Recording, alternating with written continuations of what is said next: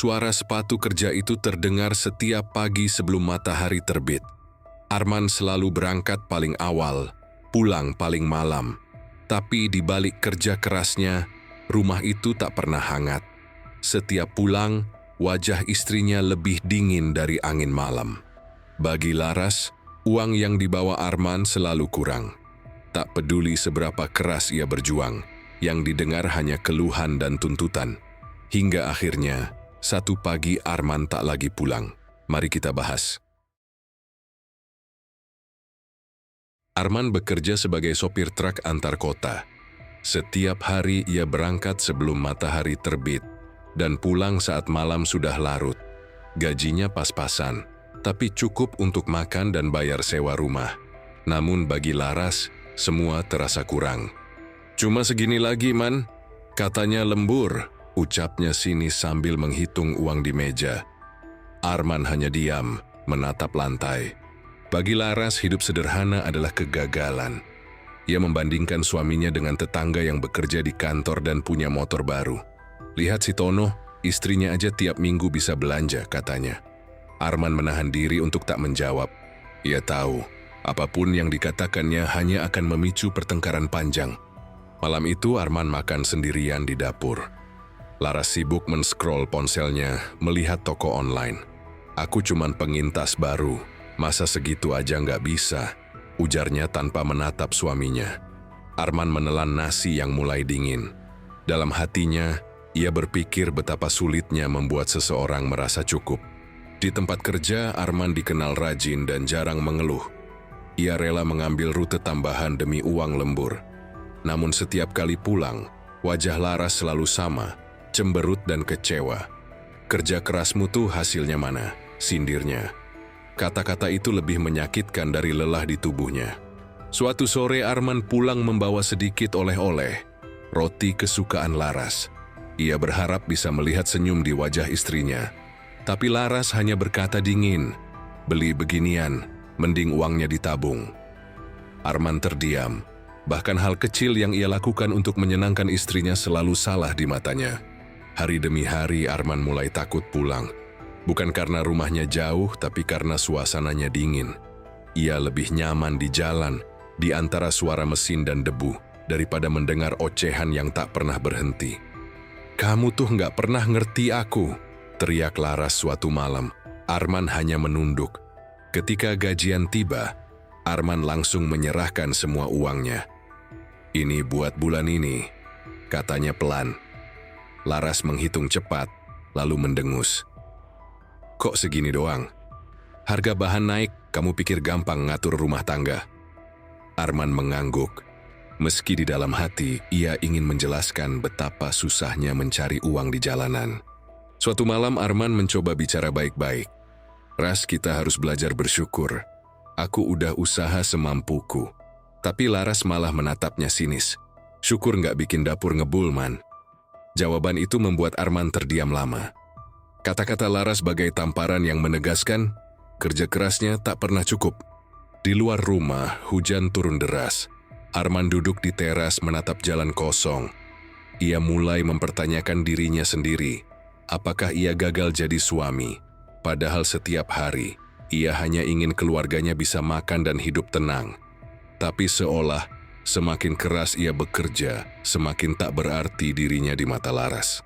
Pagi berikutnya Arman berangkat lebih awal. Ia tak berpamitan, hanya meninggalkan amplop kecil di meja. Di dalamnya ada uang sisa lembur dan secarik kertas bertuliskan, "Maaf kalau belum bisa bikin kamu bahagia." Laras menemukan surat itu siang harinya, tapi hanya mendecak pelan. Ia belum sadar, suaminya sudah mulai kehilangan semangat pulang. Beberapa minggu setelah itu, suasana rumah semakin dingin. Laras jarang menyapa Arman. Mereka berbicara hanya jika perlu, dan hampir selalu tentang uang. "Kapan kamu naik gaji?" tanya Laras tanpa menatap. Arman menjawab pelan, "Belum tahu, Ras, tergantung muatan." Jawaban itu membuat Laras menghela napas panjang, seolah kecewa lagi. Setiap kali Arman pulang kerja, rumah terasa seperti medan perang yang siap meledak kapan saja. Laras selalu punya alasan untuk marah. Kadang karena listrik belum dibayar, kadang karena Arman lupa beli kebutuhan kecil. Tak ada ucapan terima kasih, hanya keluhan yang terus berulang. Malam-malam mereka penuh diam. Arman duduk di depan televisi tanpa suara, sementara Laras bermain ponsel. Mereka hidup serumah, tapi seperti dua orang asing. "Ngapain melamun terus?" tanya Laras ketus. Arman menjawab lirih, "Capek, Ras." Jawaban itu malah membuat Laras menatap tajam. "Capek terus alasanmu." Suatu hari Arman pulang lebih cepat berharap bisa makan malam bersama. Tapi Laras sudah bersiap keluar. "Aku mau arisan, kamu makan aja sendiri." Tak ada sisa masakan di dapur, hanya piring kotor. Arman duduk diam, menatap meja kosong. Rumah yang dulu ia perjuangkan kini terasa seperti tempat singgah sementara. Pagi berikutnya mereka bertengkar karena hal sepele. Laras mengeluh soal sandal Arman yang basah. "Kamu tuh nggak pernah rapi," teriaknya.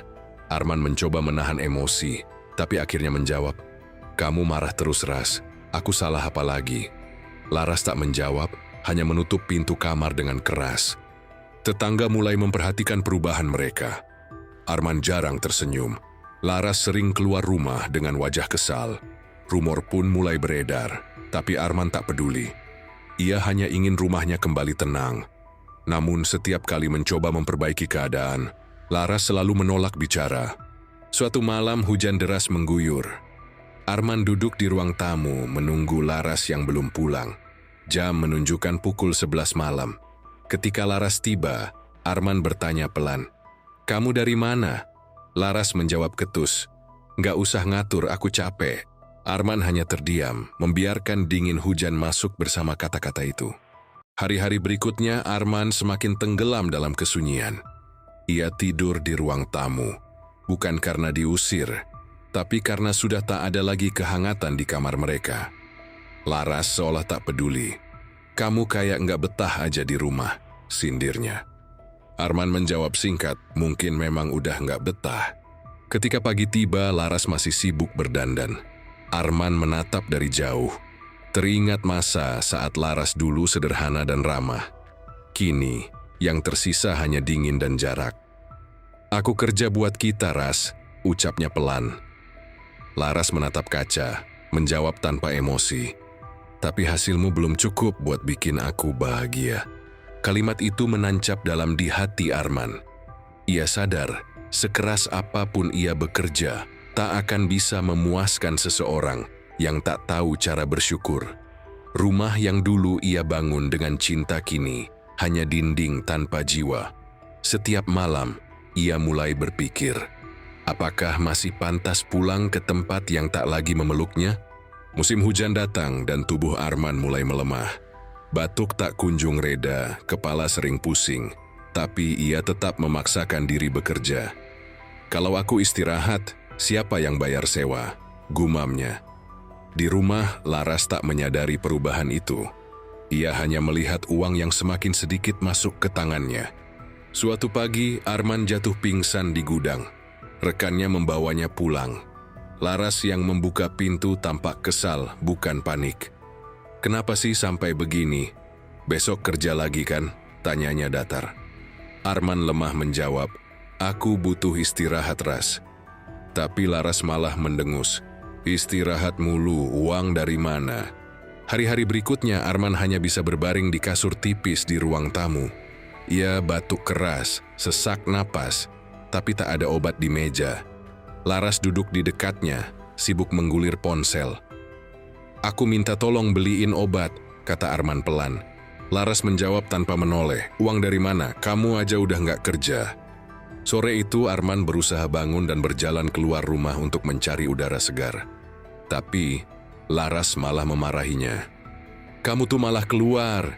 Istirahat sana, jangan nyusahin." Nada suaranya tinggi, seolah lupa bahwa suaminya sedang berjuang melawan sakit. Arman hanya menunduk dan kembali ke kasur. Ketika malam tiba, hujan turun deras.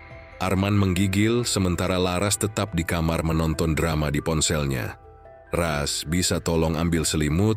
Suaranya nyaris tak terdengar. Laras menjawab ketus, "Ambil aja sendiri, aku juga capek." Tak ada belas kasihan, hanya jarak yang semakin melebar. Keesokan paginya seorang tetangga datang menjenguk. "Mas Arman, kenapa nggak ke dokter?" tanya ibu itu. Laras menjawab cepat, "Cuma masuk angin, nggak usah lebay." Arman tersenyum tipis menutupi rasa malu. Dalam hati ia sadar sakit bukan hal yang paling menyakitkan, melainkan sikap orang yang seharusnya peduli. Seminggu kemudian, kondisi Arman memburuk. Ia kehilangan nafsu makan, badannya makin kurus. Saat mencoba bicara dengan Laras, suaranya gemetar. "Ras, aku takut nggak bisa kerja lagi." Laras menjawab dingin, "Kalau gitu siapa yang bakal biayain hidup kita?" Kalimat itu terasa seperti pisau yang menusuk perlahan. Malam itu Arman menangis dalam diam. Ia bukan menangisi sakitnya, tapi kecewa karena cinta berubah jadi tuntutan. Dalam gelap ia berbisik pada dirinya sendiri, "Aku cuma pengen dihargai, bukan disalahin terus." Tapi Laras sudah terlelap, tanpa tahu suaminya sedang kehilangan semangat hidup. Beberapa hari kemudian, Arman memaksakan diri keluar rumah untuk bekerja lagi. Ia tahu tubuhnya belum kuat, tapi lebih baik sakit di jalan daripada di rumah yang tak lagi hangat. Saat ia berpamitan, Laras hanya berkata datar, "Jangan lupa kirim uang." Tak ada doa, tak ada perhatian. Arman berangkat dengan langkah gontai, di bawah hujan rintik. Ia sadar, bukan cuaca yang membuat tubuhnya dingin, tapi sikap istrinya sendiri. Di setiap tarikan napasnya, terselip pertanyaan, apakah semua pengorbanannya akan pernah dihargai? Namun jawabannya sudah jelas, tidak selama cinta hanya diukur dengan uang. Sejak sakitnya Arman makin parah, komunikasi mereka nyaris hilang. Laras bicara seperlunya, seringkali dengan nada sinis. "Jadi kapan kamu kerja lagi?" tanya Laras tanpa menatap. Arman menjawab pelan, "Kalau sudah kuat, Ras." Laras mendengus, "Kuat-kuatlah. Aku juga butuh makan." Kata-kata itu menampar lebih keras dari rasa sakit di tubuhnya. Hari-hari di rumah menjadi senyap. Arman duduk di pojok ruang tamu menatap jam dinding yang berdetak lambat. Laras sibuk merias diri di depan cermin.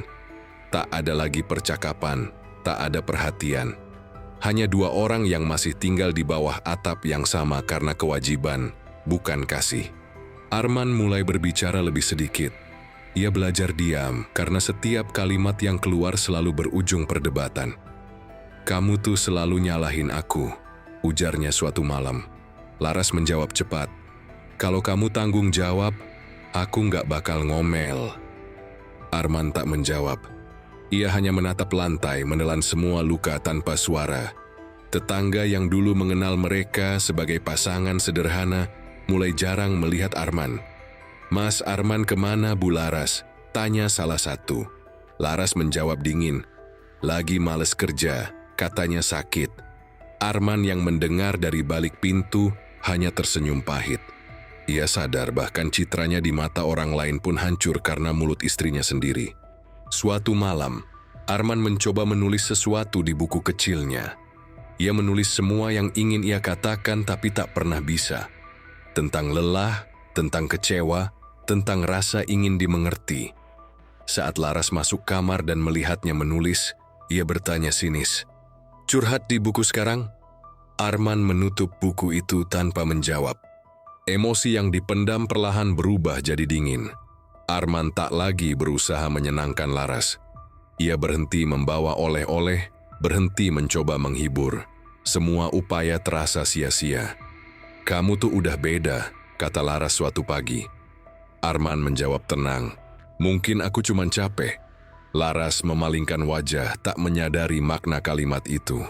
Suatu hari, Arman menemukan slip tagihan belanja online yang jumlahnya besar. "Ini semua kamu beli, Ras?" tanyanya pelan. Laras menatap tajam, "Uangku sendiri kok." Arman tahu uang itu berasal dari sisa tabungan bersama. Tapi ia tak membantah. Ia tahu, percuma bicara pada seseorang yang tak pernah merasa bersalah.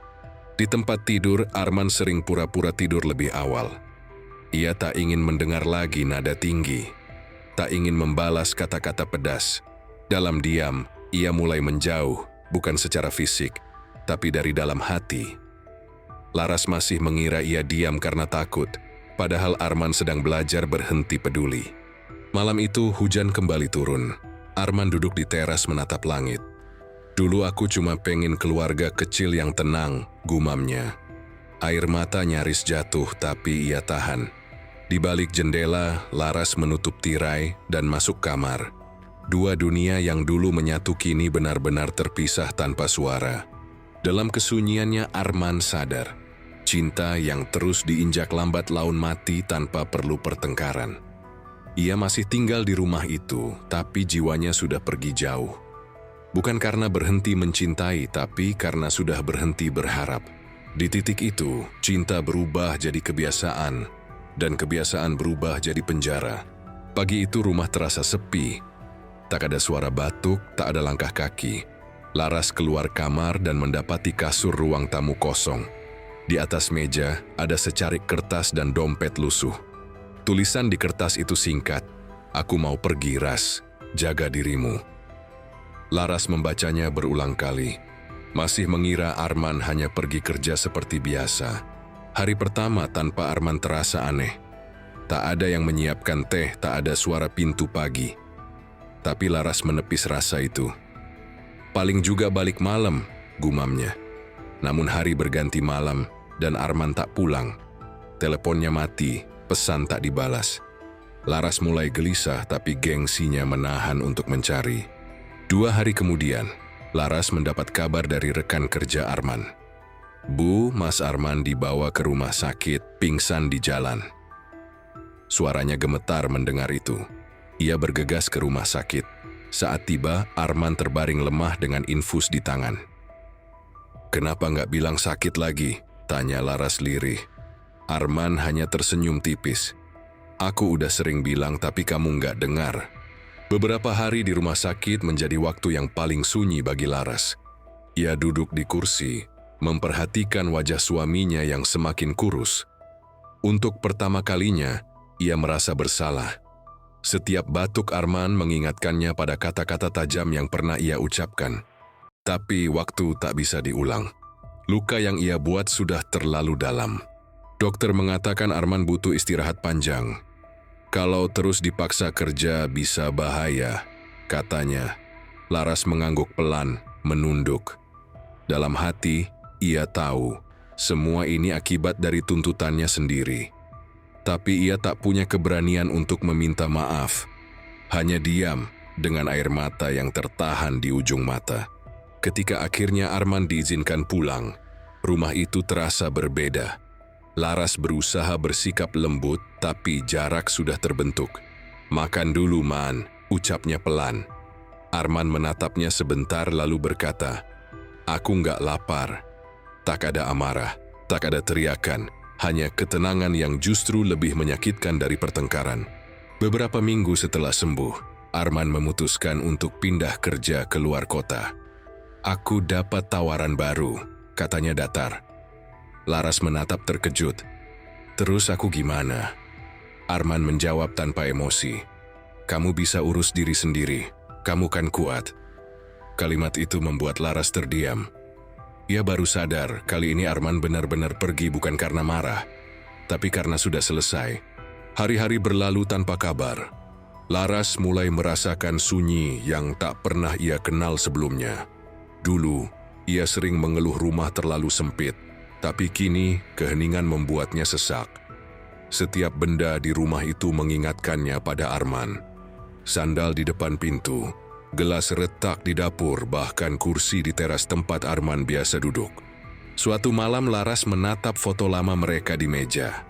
Dalam foto itu Arman tersenyum sambil memegang tangan istrinya. "Aku cuma pengen kamu bahagia." Suara itu terngiang di kepalanya. Air mata Laras jatuh tanpa ia sadari. Semua yang dulu ia anggap remeh kini terasa berharga. Tapi penyesalan datang saat tak ada lagi yang bisa diperbaiki. Beberapa bulan kemudian, Laras menerima surat dari Arman. Isinya singkat tanpa kemarahan, hanya pesan tenang. "Terima kasih sudah pernah jadi rumah. Aku doakan kamu bahagia." Surat itu membuat Laras menangis lama. Ia akhirnya mengerti, yang paling menyakitkan bukan ditinggalkan, tapi sadar terlambat menghargai seseorang yang sudah terlalu lama berjuang sendirian.